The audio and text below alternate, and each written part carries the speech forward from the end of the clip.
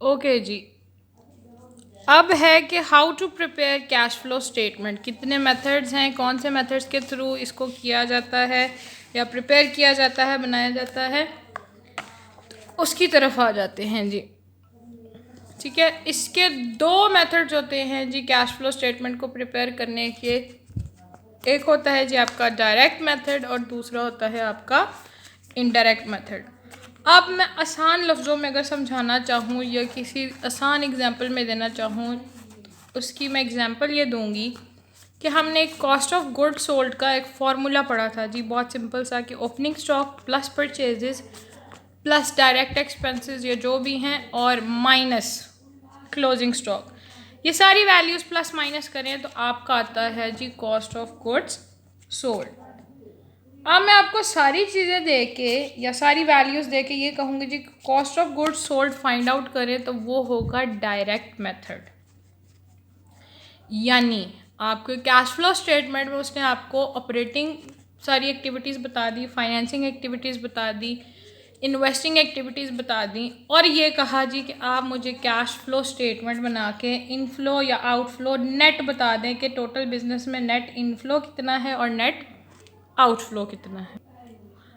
ठीक है जी, ये होता है डायरेक्ट मेथड। आपने क्या किया, सारी चीज़ें सारे इंग्रेडिएंट्स दे के कहा जी कि, और रेसिपी भी आपको साथ दे दी।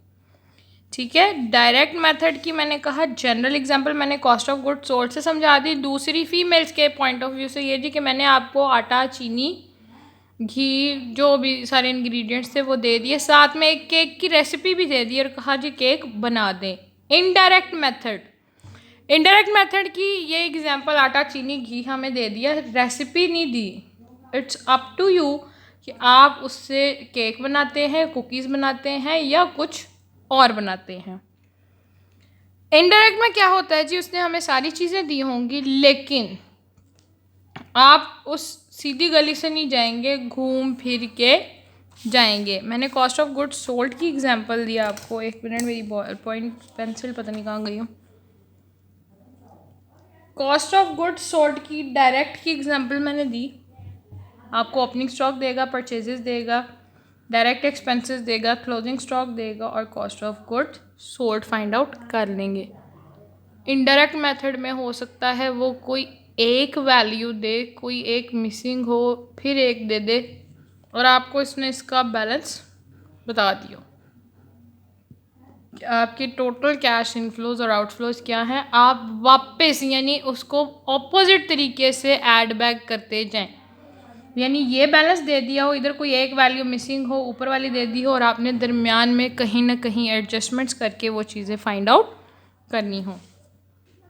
डायरेक्ट और इनडायरेक्ट मेथड में कुछ बच्चों को डायरेक्ट आसान लगेगा, कुछ बच्चों को इनडायरेक्ट आसान लगेगा। इसी तरह कुछ ऑर्गेनाइजेशंस को डायरेक्ट मेथड अच्छा लगता है, कुछ ऑर्गेनाइजेशंस को इनडायरेक्ट मेथड अच्छा लगता है। डायरेक्ट और इनडायरेक्ट की जंग में हम ये डिटर्मिन नहीं कर सकते जी कि कौन सा ज़्यादा इफ़ेक्टिव है, कौन सा ज़्यादा अच्छा है, कौन सा ज़्यादा यूजेबल है या कौन सा ज़्यादा यूज्ड है। तो उसके लिए हम पढ़ लेते हैं जी कि व्हाट इज़ डायरेक्ट मेथड और व्हाट इज़ इनडायरेक्ट मेथड, और इनके क्वेश्चंस भी साथ साथ हम सॉल्व कर लेंगे। आज के लेक्चर में शायद दोनों क्वेश्चंस करना पॉसिबल ना हो, लेकिन हम एटलीस्ट किसी एक मेथड के क्वेश्चंस को टच ज़रूर करेंगे और उसका सोल्यूशन चाहे हम कल के लेक्चर में कर लें। ठीक है जी, डायरेक्ट मेथड की उससे कुछ करेक्टरिस्टिक्स, कुछ एडवांटेजेस, कुछ डिसएडवांटेजेस यहाँ पे मैंने लिखे हुए हैं, मेंशन किए हुए हैं। अगर आप लोगों के पास मीक्स एंड वीक्स की बुक है और उसमें कैश फ्लो स्टेटमेंट का टॉपिक है तो उसको एक दफ़ा लाजमी पढ़ लीजिएगा।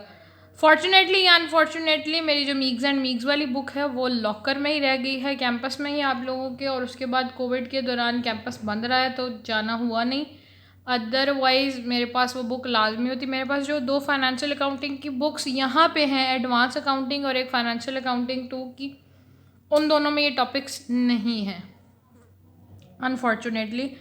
सो मेरे लिए ये डिफ़िकल्ट था इस लास्ट के जो आपके इस टॉपिक के लेक्चर्स को क्या लें जी पाइल अप करना या कंपाइल करना मेरे लिए थोड़ा सा डिफ़िकल्ट था कि ऑनलाइन चीज़ें ढूंढें, इंटरनेट से कुछ सर्च करें, सारा डाटा स्क्रीट करें, आपके लिए कौन सी चीज़ आसान होगी, किस तरह के मेथड्स हैं सारी चीज़ें यही। अगर आप लोगों के पास मिक्स एंड मिक्स की बुक में ये टॉपिक है तो मुझे भी बल्कि बता दें, बल्कि क्वेश्चंस मुझे दे दीजिएगा ताकि मैं आप लोगों को वो वाले क्वेश्चंस करवा दूँ। ठीक है जी। आपका सबसे पहले है डायरेक्ट मेथड। डायरेक्ट मेथड में वो कहता है जी it is associated with the items that typically affects the cash flow. अब कौन सी चीज़ों को, कैश फ्लो को जो चीज़ें अफेक्ट करती हैं डायरेक्ट मेथड में वही चीज़ें की जाती है। लेकिन मैंने आपको आसान एग्जांपल समझाई। डायरेक्ट मेथड में क्या होगा, हमें सारी चीज़ें उसने या सारी वैल्यूज़ या सारी डिटेल्स जो दी होंगी वो दी होगी और सिंपली हमने उनको इनफ्लोज एंड आउटफ्लोज को प्लस माइनस करके ही अपना क्वेश्चन कर लेना है। ठीक है जी। उसके बाद अब हमने देखना है कि जी वो कौन सी आइटम्स है जो इंक्लूड होती हैं during your cash flow statement जब हम प्रिपेयर करते हैं थ्रू डायरेक्ट मेथड। यहाँ वो लिखी हुई है जी, उसने कहा जी item included are cash collected from the customers. अब जब हमने कैश कलेक्ट करना है कस्टमर से तो वो हमारा इनफ्लो ऑफ कैश होगा।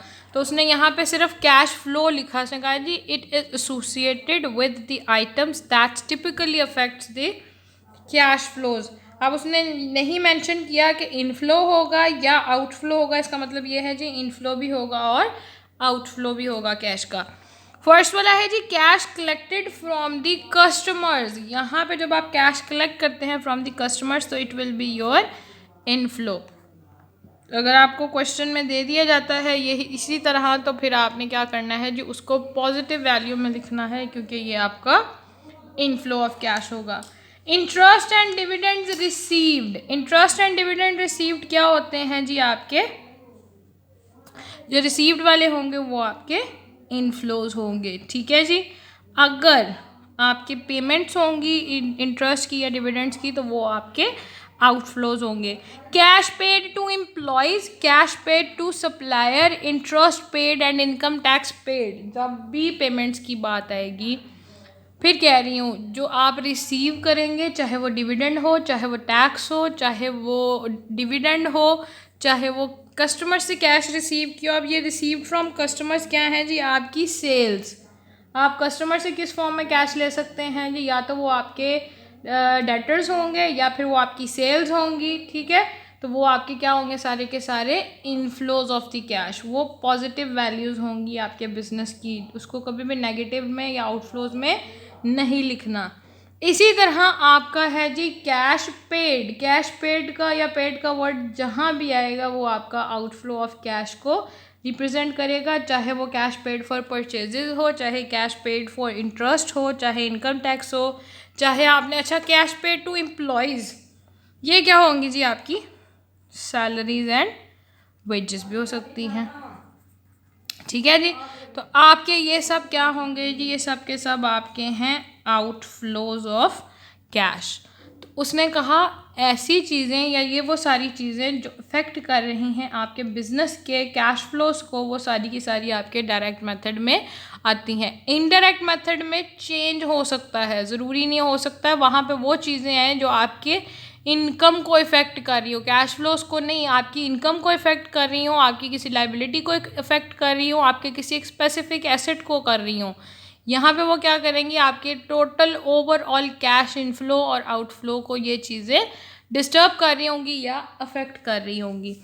इसके एडवांटेजेस क्या से कहा है जी, this method reveals the operating cash receipts and payments. अब ये सारी जो एक्टिविटीज़ हैं, चाहे वो सेल्स हो, चाहे वो सैलरीज़ हैं, चाहे वेजेस हैं, चाहे डिविडेंड्स हैं, चाहे टैक्सेस हैं, चाहे इनकम टैक्स है, वो सारी की सारी कौन सी आइटम्स हैं आपकी डायरेक्ट एंड इनडायरेक्ट एक्सपेंसेस की from trading and profit and loss account. ये सारी एक्टिविटीज़ कौन सी हैं, ऑपरेटिंग एक्टिविटीज़। तो उसने कहा जी इस मेथड का एडवांटेज ये होता है कि आपको अपने बिजनेस के operating cash receipts and operating cash payments का पता चल जाता है। फिर बता रही हूँ इस मेथड में जितनी चीज़ें हमने आइटम्स पढ़ी हैं ये सारी की सारी कौन सी आइटम्स हैं जो आपकी इनकम स्टेटमेंट की या trading and profit and loss की आइटम्स हैं।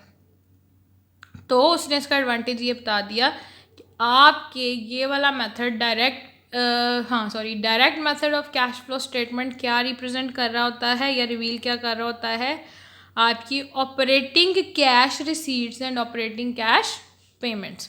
यानी आपको पता चल जाता है आपके बिज़नेस में सेल्स से कितने पैसे आ रहे हैं, आपने अपने सेल्समैन को, अपने एम्प्लॉयज़ को कितनी सैलरीज दी हैं, यानी total inflow and outflow of cash through operating activities. ठीक है जी। इसके ऐसा ज़रूरी नहीं है कि सिर्फ यही होगी, आप इसके अलावा भी आपके पास बैलेंस शीट में से भी आइटम्स आ सकती हैं जो कि हम कवर करेंगे फाइनेंसिंग एंड इन्वेस्टिंग में। कैश फ्लो स्टेटमेंट में वो भी आएगा, लेकिन इस मेथड का सबसे बड़ा एडवांटेज ये है कि आपको बेसिकली या कह लीजिए नेसेसरीली ये पता लग जाता है कि सिर्फ और सिर्फ ऑपरेटिंग एक्सपेंसेस से आपने कितना या इनकम से कितना इनफ्लो और आउटफ्लो जनरेट किया है।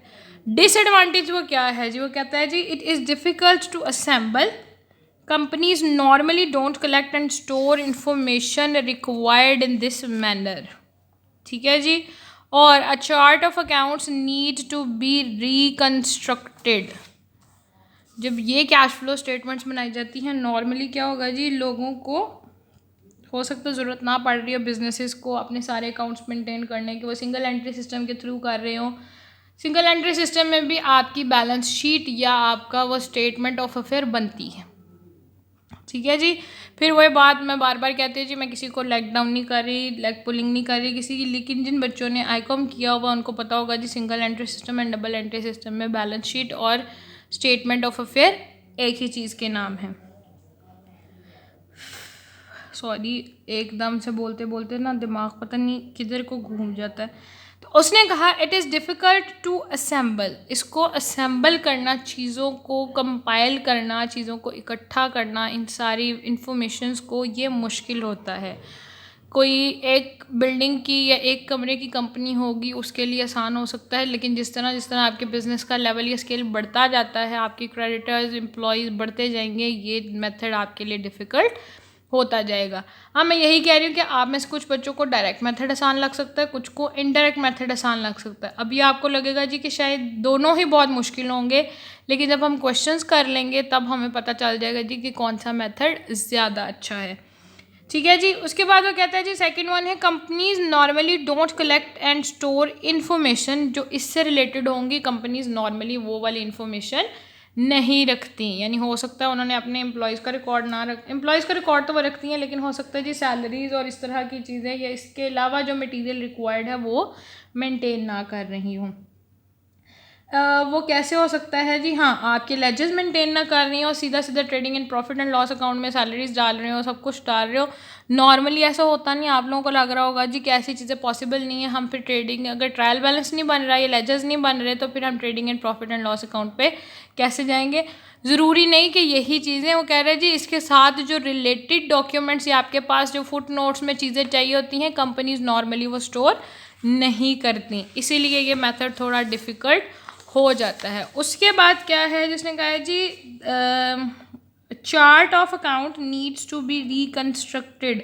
उसने कहा जी आपको जो लेजर्स हैं वो रिकन्स्ट्रक्ट करने पड़ते हैं इस मेथड के लिए, और कंपनीज़ को वो काम सबसे ज़्यादा मुश्किल लगता है। अगर किसी एक अकाउंट से रिलेटेड 1000 एंट्री है या 1000 एंट्री है किसी एक अकाउंट से रिलेटेड, तो उनको रिकन्स्ट्रक्ट करना आसान नहीं है। इसीलिए इस मेथड को बहुत से लोग डिफ़िकल्ट कहते हैं। मैंने कहा वी कांट इवन जज के जी कौन सा मेथड ज़्यादा आसान है कौन सा मुश्किल है, क्योंकि अभी हमने इनको सही तरह से डिटेल में नहीं पढ़ा। लेकिन लास्ट लेक्चर में हम ये ज़रूर डिस्कस करेंगे जी कि डायरेक्ट मेथड ज़्यादा अच्छा है या इनडायरेक्ट मेथड। तब तक के लिए आप लोग ये सारी चीज़ें याद रखें और इनको याद करने की कोशिश करें जो मैंने समझाई हैं, अपने तौर पे इन चीज़ों को एक्सप्लोर करना सीखें। आपके लिए असाइनमेंट तो नहीं है, लेकिन आपके लिए एक छोटा सा टास्क है जी कि इंटरनेट पे ज़रूर सर्च कीजिएगा कि कैश फ्लो स्टेटमेंट क्या होती हैं, कौन कौन से मेथड हैं। अपनी नॉलेज और इल्म के हिसाब से या अपनी समझ बूझ के हिसाब से, जब अभी आपने न्यूमेरिकल्स नहीं किए उसके हिसाब से कोशिश कीजिएगा समझने की कि डायरेक्ट मेथड ज़्यादा बेटर है या इनडायरेक्ट मेथड ज़्यादा बेटर है, कौन सा ज़्यादा कन्वीनियंट है फॉर द स्टूडेंट पर्सपेक्टिव या फ्रॉम द ऑर्गेनाइजेशन पर्सपेक्टिव, कौन सा आसान है। एक छोटा सा होम टास्क है, इसके लिए इतना कोई मतलब ना मार्क्स है ना कुछ है, लेकिन ये आप लोगों की इंफॉर्मेशन के लिए, आप लोगों की नॉलेज के लिए कह लीजिए, ये मैं होम टास्क दे रही हूँ ताकि आप लोग इसको ज़्यादा अच्छे से समझ सके चीज़ों को। ठीक है जी। मैं दोबारा कह रही हूँ कि आप लोगों ने देखते हैं कि what is cash flow statement या what are cash flow statement, how to prepare the statements, इन स्टेटमेंट्स का एडवांटेज, पहले तो इन स्टेटमेंट्स का एडवांटेजेस एंड डिसएडवांटेजेस क्या होते हैं ये भी एक दफ़ा देख लीजिएगा, आप लोगों के लिए ज़्यादा बेटर रहेगा, क्योंकि मैं उन चीज़ों को डिस्कस करना शुरू हुई तो हमारे लेक्चर्स बहुत लेंथी हो जाएंगे और उनकी अभी हमें ज़रूरत नहीं है। ये आपकी पर्सनल नॉलेज पे बेस करती हैं चीज़ें कि आप किसी टॉपिक के बारे में कितना एक्सप्लोर कर सकते हो। उसके बाद देखिएगा जी डायरेक्ट और इनडायरेक्ट मेथड में क्या क्या है, आपके हिसाब से कौन सा ज़्यादा कन्वीनियंट है और कौन सा बिजनेस के पॉइंट ऑफ व्यू से। ठीक है जी, thank you so much for listening. देखा, I am fumbling again, fumble मारते हैं ना जब आपकी वीडियोस रिकॉर्ड होती हैं या आपके एक्टर्स दरमियान में फंबल मारते हैं तो वो कट इट कह देते हैं, लेकिन हमारी ज़िंदगी में कोई लाइट्स कैमरा एक्शन नहीं है, इसीलिए फंबल मारने में कोई बुराई नहीं है। ठीक है जी, thank you so much once again, अपना बहुत सारा ख्याल रखिएगा और इंशाल्लाह ताला बहुत जल्द, बल्कि कल ही मुलाकात होती है नेक्स्ट लेक्चर के साथ। टिल देन अल्लाह हाफिज़।